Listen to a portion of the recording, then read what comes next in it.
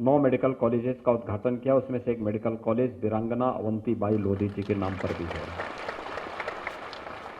ये हमारी सरकार ने राजू भैया के कहने पर और संदीप सिंह जी के कहने पर स्थापित किया।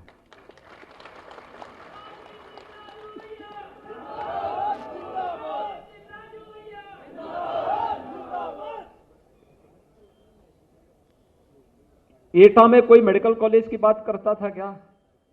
कभी नहीं। लेकिन आज मेडिकल कॉलेज बना है। स्वर्गीय बाबूजी की भावना थी और राजू भैया ने कहा कि नहीं, यहां बनना ही है। भाइयों बहनों, आज वहां मेडिकल कॉलेज का कल लोकार्पण का कार्यक्रम हुआ है।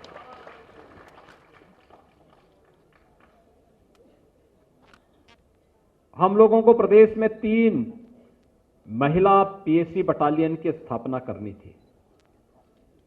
लोगों ने कहा नाम क्या होगा? हमने कहा एक नाम होगा वीरांगना अवंतीबाई के नाम पर। याद करिए,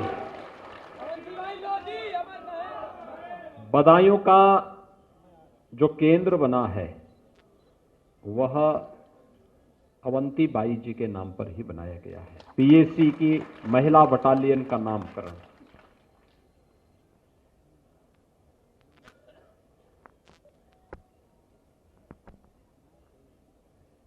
जब स्वर्गीय बाबूजी के नाम पर किसी भवन के नामकरण की बात आई तो मैंने राजू भैया से कहा, मैंने कहा आपका काम नहीं भाई, ये हमारा काम है। क्योंकि कल्याण सिंह जी ने अपने परिवार के लिए नहीं जिए थे, इस देश के लिए और धर्म के लिए उन्होंने जीवन जिया था। और इसीलिए हमारा अत्याधुनिक कैंसर अस्पताल लगभग 1200 करोड़ रुपए की लागत से बनकर के तैयार हुआ। हमने कहा इसका नाम स्वर्गीय कल्याण सिंह कैंसर संस्थान होगा। उत्तर प्रदेश का सबसे बड़ा संस्थान है वो, सबसे बड़ा संस्थान है। अत्याधुनिक सुविधाओं से युक्त है और बहुत शीघ्र वहां पर स्वर्गीय कल्याण सिंह जी की एक भव्य प्रतिमा का स्थापना का कार्यक्रम भी होने जा रहा है। ऐसे ही अभी हम कुछ ही दिनों में मैं बुलंदशहर आने वाला हूं। वहां के मेडिकल कॉलेज का नामकरण भी हम लोगों ने स्वर्गीय कल्याण सिंह जी के ही नाम पर कर दिया है। अत्याधुनिक मेडिकल कॉलेज बनेगा। भाइयों बहनों, देश और धर्म के लिए जीने वाले, अपना जीवन समर्पित करने वालों के प्रति समाज सदैव इसी कृतज्ञ भाव के साथ नमन होता है, अपनी श्रद्धांजलि अर्पित करता है।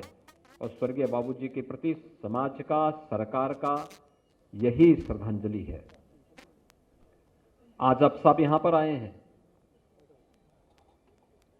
हमारे प्रदेश अध्यक्ष जी ने कुछ बातें आपके सामने कही। मैं अपने विधायक श्री कैलाश राजपूत जी की भावनाओं को भी समझ रहा था। भाइयों बहनों, दलीय सीमाओं से ऊपर उठ करके लोग काम करते हैं, लेकिन जब कोई आपराधिक मानसिकता के साथ कार्य करता है तो उसी संकीर्णता के दायरे में रह करके सामाजिक ताने बाने को छिन्न भिन्न करने का कार्य करते हैं, जैसे 2017 के पहले प्रदेश में देखने को मिलता था। इन लोगों के लिए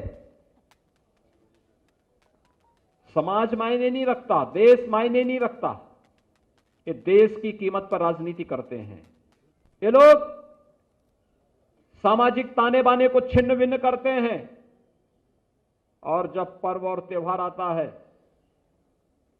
तब दंगाइयों को प्रोत्साहित करके कर्फ्यू लगाते हैं।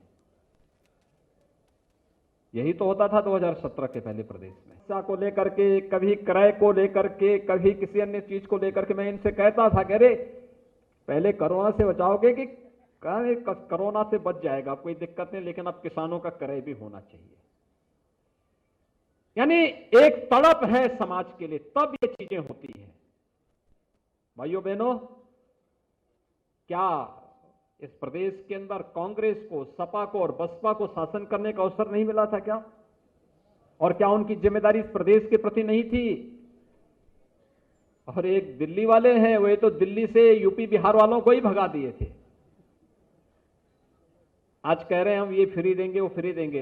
अरे जब अवसर मिला था, जब लॉकडाउन लगा था, सबसे पहले उत्तर प्रदेश के वासियों को, उत्तर प्रदेश के नागरिकों को इन्होंने दिल्ली से भगाने का काम किया था। और भाइयों बहनों, इनको बताने की आवश्यकता है कि दिल्ली संभाल नहीं पाए, एक छोटी सी दिल्ली संभाल नहीं पाए, यूपी और बिहार के लोगों को दिल्ली से भगा दिए। और जब उत्तर प्रदेश विधानसभा का चुनाव आ रहा है तो उत्तर प्रदेश नजर आ रहा है। पहले भगवान राम को गाली देते थे, लेकिन आज जब लगता है कि अब राम के बगैर नैया पार होने वाली नहीं है, तब अयोध्या में राम जन्मभूमि में दर्शन करने भी आ रहे हैं। अच्छी बात है, राम के महत्व को, राम के अस्तित्व को कम से कम इन्होंने स्वीकार तो किया। अन्यथा विपक्षी दलों का कोई नेता ऐसा नहीं जिन लोगों ने 6 दिसंबर 1992 को स्वर्गीय बाबूजी को कोसा न हो, कटघरे में न खड़ा किया हो, और पूरी मजबूती के साथ उस समय भी खड़े रहे बाबूजी। उन्होंने कहा था कि कोई जिम्मेदारी फिक्स होती है तो कल्याण सिंह के ऊपर होनी चाहिए। कल्याण सिंह इस जिम्मेदारी को लेने को तैयार है। यह है दमदार बात। और इसलिए भाइयों बहनों, आज मैं आपसे यही कहने के लिए आया हूं, पूछिए एक बार विपक्षी नेताओं को, प्रदेश के अंदर सर्वाधिक समय तक शासन किया है कांग्रेस ने। अगर प्रदेश में बदहाली है, अव्यवस्था थी, अराजकता थी,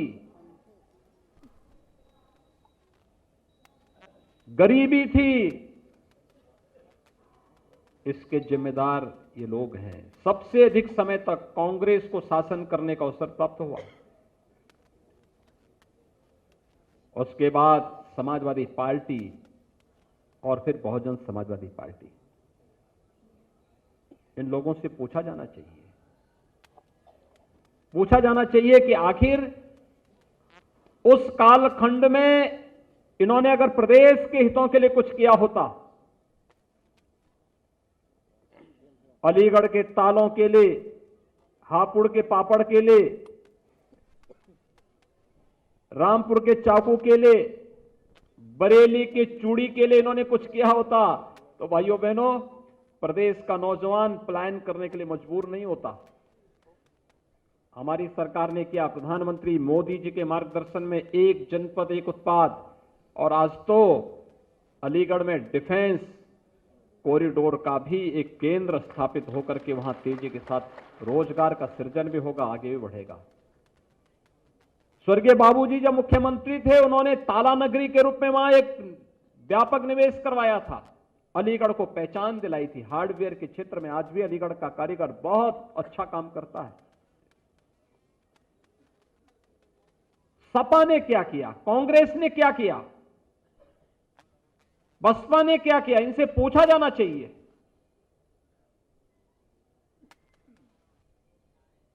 एक एक जनपद की उत्पाद को आज प्रमोट करने का कार्य हो रहा है। वहां हाथरस की हींग हो, मेरठ के स्पोर्ट्स आइटम हो, फिरोजाबाद का ग्लास का उद्योग हो, मुरादाबाद का ब्रास की आइटम हो, अमरोहा का तबला हो, यानी अलग अलग जनपद को उसको उसकी पहचान के साथ जोड़ने का कार्य हो रहा है।